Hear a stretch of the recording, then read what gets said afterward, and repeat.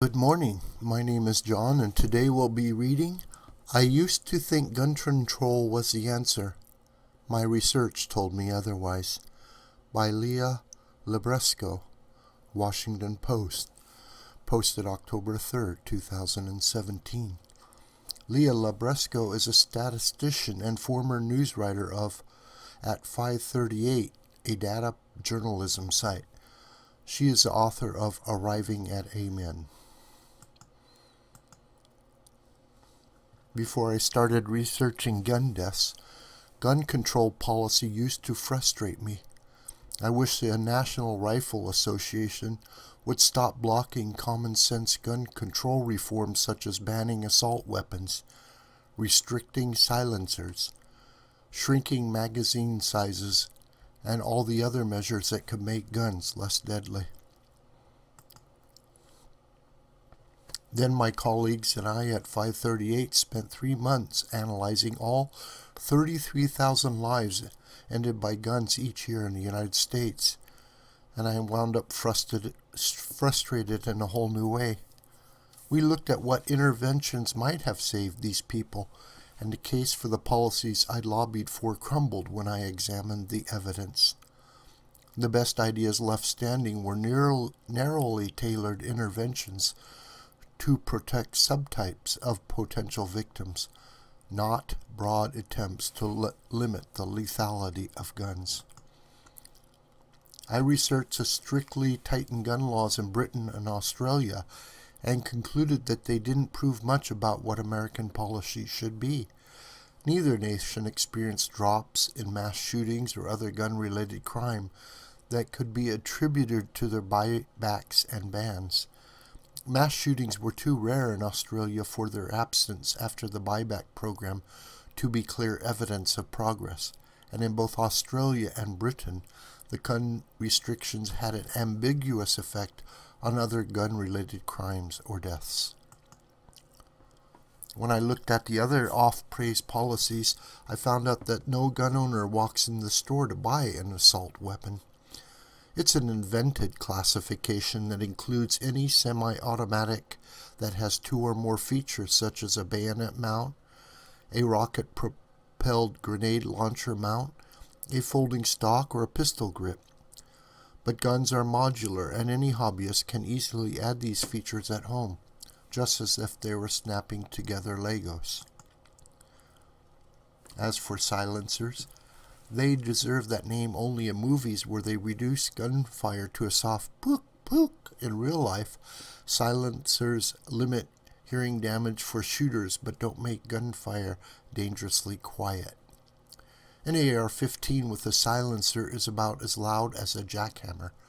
Magazine limits were a little more promising, but a practiced shooter could still change magazines so fast as to make the limit meaningless. As my co-workers and I kept looking at the data, it seemed less and less clear that one broad gun control restriction could make a big difference. 2/3 of gun deaths in the United States every year are suicides. Almost no proposed restriction would make it meaningfully harder for people with guns on hand to use them. I couldn't even answer my most desperate question. If I had a friend who had guns in his home and a history of suicide attempts, was there anything I could do that would help? However, the next largest set of gun deaths, 1 in 5, were young men aged 15 to 34 killed in homicides.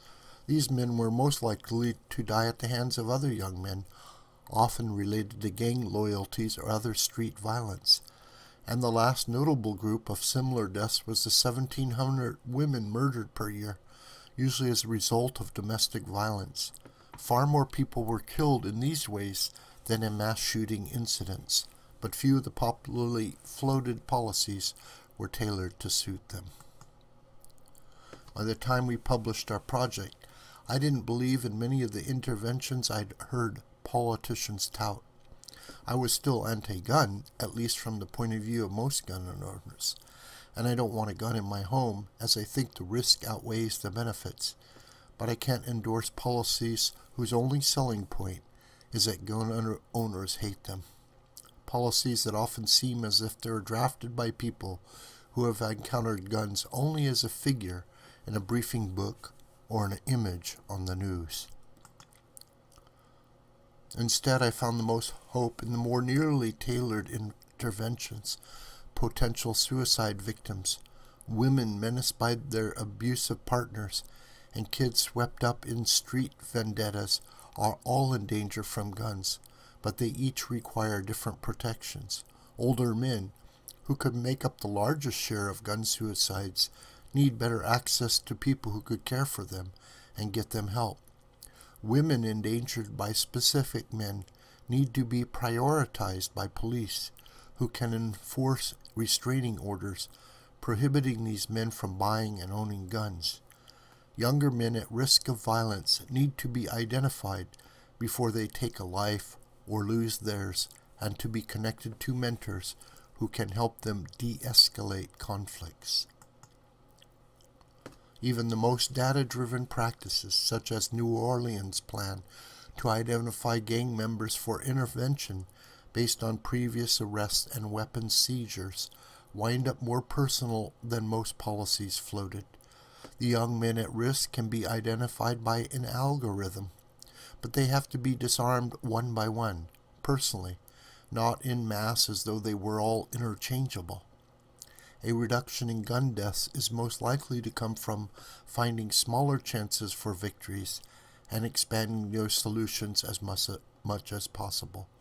We save lives by focusing on a range of tactics to protect the different kinds of potential victims and reforming potential killers, not from sweeping bans focused on the guns themselves. This video is a production of School of the White Crane. My name is John Brooker, and you could reach me through commentary on this video or through my Gmail listed here. Please share this video with family and friends and on social media. May God richly bless you.